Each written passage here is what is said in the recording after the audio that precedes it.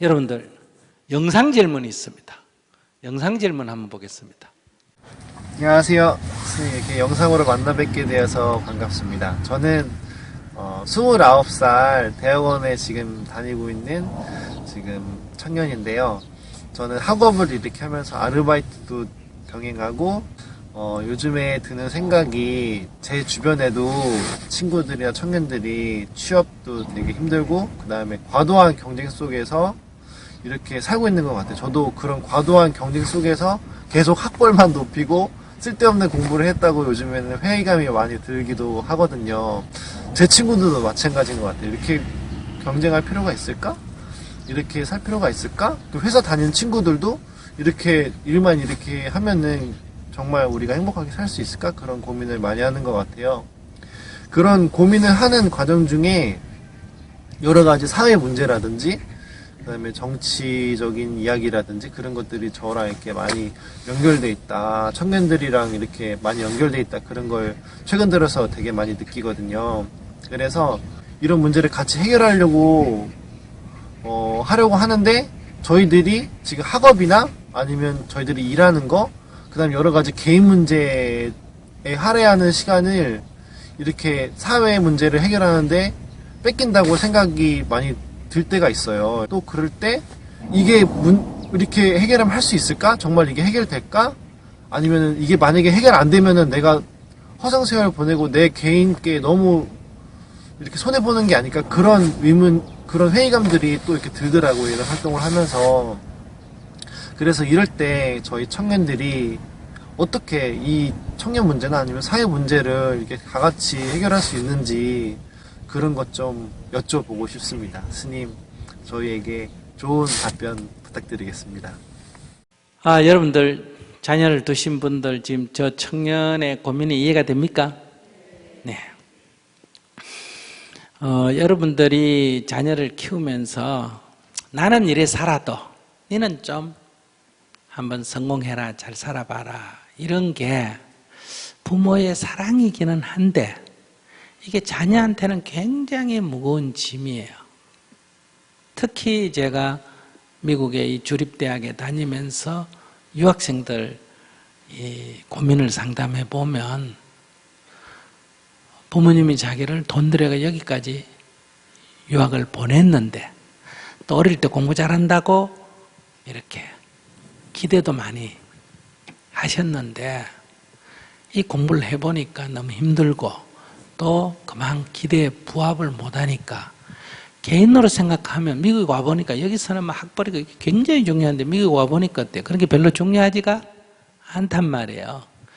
그래서 그걸 딱 그만두려니까 부모님의 그 기대라는 무거운 짐 때문에 그만두지도 못하고 그렇다고 이걸 계속 하기에는 전망도 없고 또 능률도 안 나고 하기도 싫고 이래서 이제 거의 뭐 정신질환이 될 수준까지 가가 있거든요. 그래서 막 박사과정을 막 10년 가까이 하는 사람도 있고 독일에 가보면 그럴 때 이제 제가 야 그만둬 이렇게 얘기해요. 어떻게 그만둬요? 그래도 우울증이 걸리거나 정신분열증이 나거나 나중에 자살하거나 하는 것보다는 훨씬 지금 그만두는 게 낫다. 한국에서는 다른 길이 없는 것 같지만 내가 여기 와서 살아보니까 유럽에 와서 보니까 대학 가는 사람 10%도 안 되지 않냐.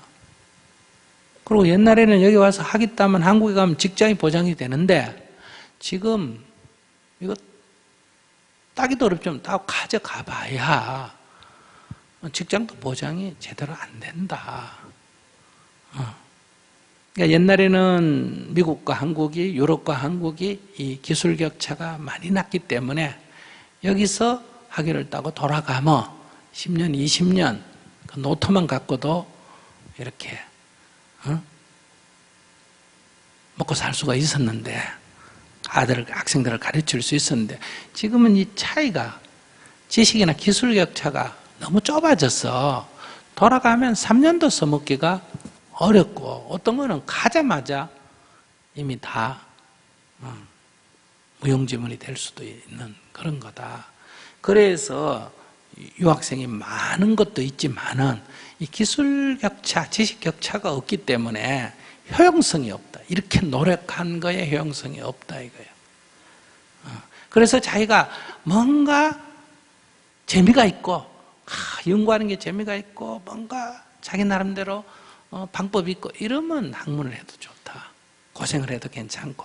근데 이렇게 억지로 보면 기대를 못 이겼어. 이거는 인생 낭비다. 그리고 특히 너는 지금 정신적으로 너무 힘드니까 그만둬라. 이렇게 제가 그만둔 사람들 많습니다. 그래서 제가 여러분들에게, 청년이 여기 있는 게 아니니까 여러분들에게 이렇게 자녀들에게 이렇게 잘해주는 건 좋은데 그것이 지나치면 아이들에게 엄청난 무거운 짐이 된다. 그래서 여러분들 애들 키울 때는 힘들게 키우면 안 돼요. 힘들게 키우면 애들이 다 잘못됩니다. 애를 대충 키워야 돼요. 아시겠어요? 먹는 집, 내가 먹기 위해서 한 밥에 그냥 한 숟가락 주고, 내 빨래할 때 애가 그냥 주고, 입도넛 주고, 그래가지고 애 키우는 게 재미도 있고, 이렇게 키우면 애에 대해서 내가 크게 공을 안 들였기 때문에 애에 대해서 뭐가 없다? 기대가 없는 거예요. 그 아까 저렇게처럼 남편 죽고 외동아들 저렇게 정성 들여 키운 사람은 거기 엄청난 공을 들였지 않습니까? 그죠? 그런데 다 커놓으니까 그 공은 누가 뺏어갔다? 어떤 젊은 여자가 뺏어가 놓으니까 그 주위를 이렇게 맴돌고 서성거리게 되는 거예요. 그러니까 이제 딱 젊은 여자가 영리하면 어머니가 이 대가, 너무 정성을 쏟았는데 저게 섭섭하시구나 해서 딱 이렇게 좀 나눠 가지고 나눠주고 비를 맞추고 사살사살 조정을 하면 되는데 이제 그걸 갖고 계속 시비를 하면 안 그러면 빨리 안녕히 계십시오 하고 오든지 5시 날 때까지 있지 말고 이게 어리석어서 그렇다는 거예요. 이게 센스가 없어가 한마디로. 그렇게 키우면 자녀에게 기대를 안 거니까 아이들도 자기 인생을 어릴 때부터 자기가 사는 거예요. 자기 하고 싶은 거, 자기 이렇게 취향에 맞는 거 이런 걸 가야 돼. 앞으로는 이렇게 지금 우리 같은 학교 시스템 이거는 이제 이런 교육의 효용성이 거의 끝났습니다. 이거는 산업사회에 맞는 노동자를 가르치는 교육이라고 할 수도 있고 이거는 우리가 닮아가야 할 선진 문명이 있고 그것을 모방하는 시스템의 교육이거든요. 교육 시스템이거든요. 근데 이제 그 모방이 실패한 게 아니라 성공을 해서 그 격차가 이렇게 줄어드는 거예요. 그래서 우리가 지금 더 이상 성장할 수가 없어요. 이 격차가 줄어들어가. 그러니까 이 모방을 할 때는 막 격려하고 독려하고 막 이러면 효과가 납니다. 군대 훈련하듯이 하면.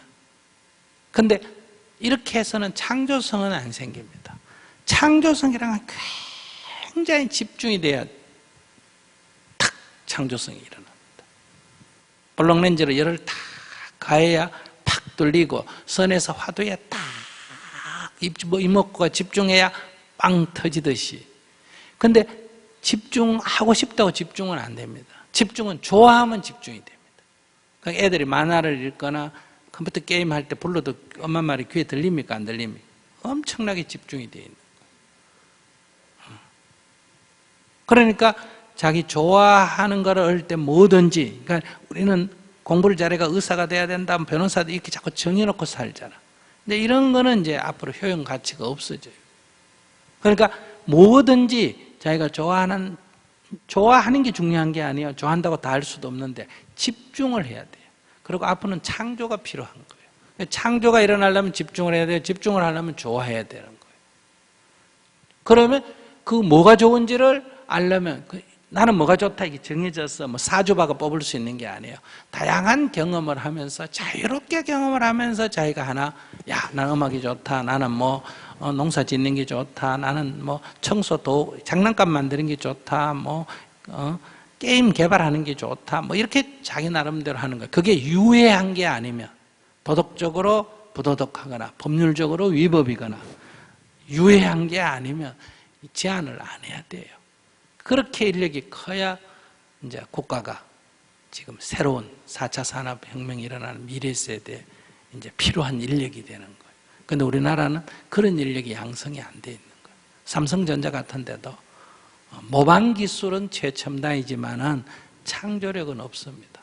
그래서 곧 모든 분야가 이제 곧 그러니까 중소기업이 지금 어려워지고 이건 말할 것도 없고 이제 대기업까지도 어려워지고 아주 몇 개 기업 크는 것까지도 앞으로 어려워지는 시대에 도래할 거다 이거예요.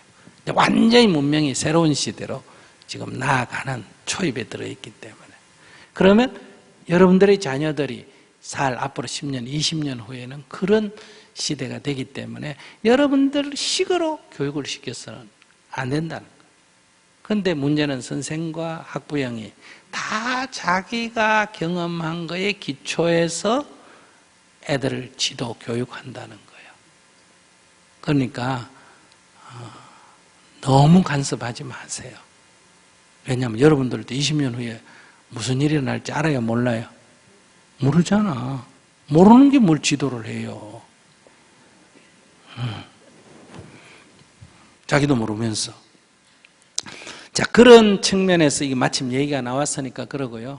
그 다음에 이제 이 청년에게 제가 해줄 수 있는 거는 이제 우리가 행복해지기 위해서는 앞에 서론했지만 하나는 이렇게 마음을 어떻게 가질 거냐, 관점을 어떻게 가질 거냐.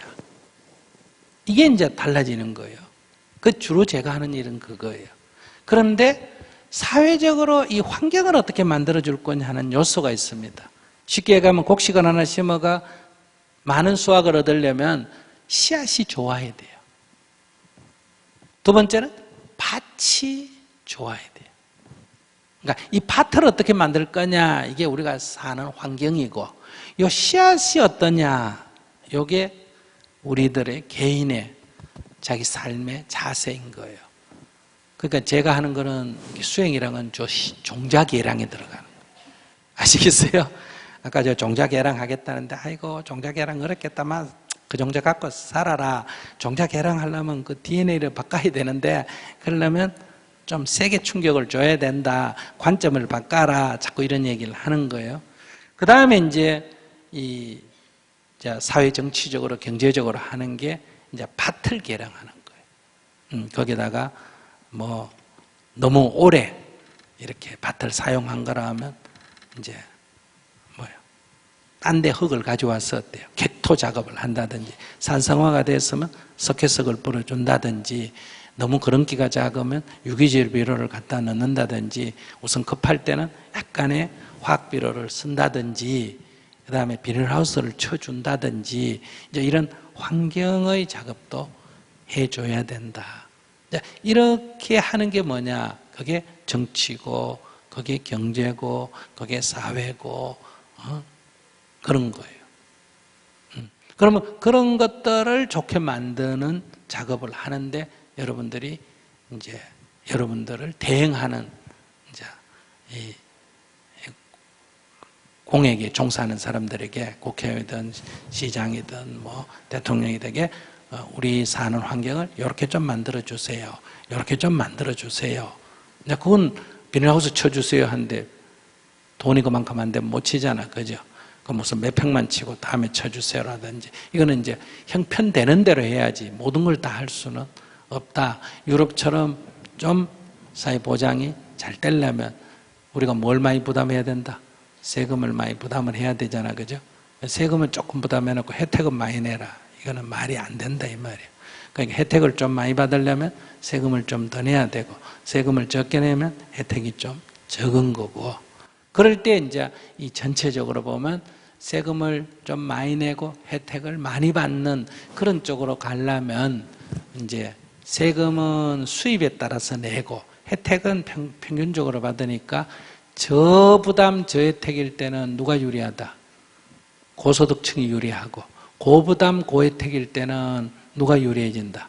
저소득층이 유리해지겠죠.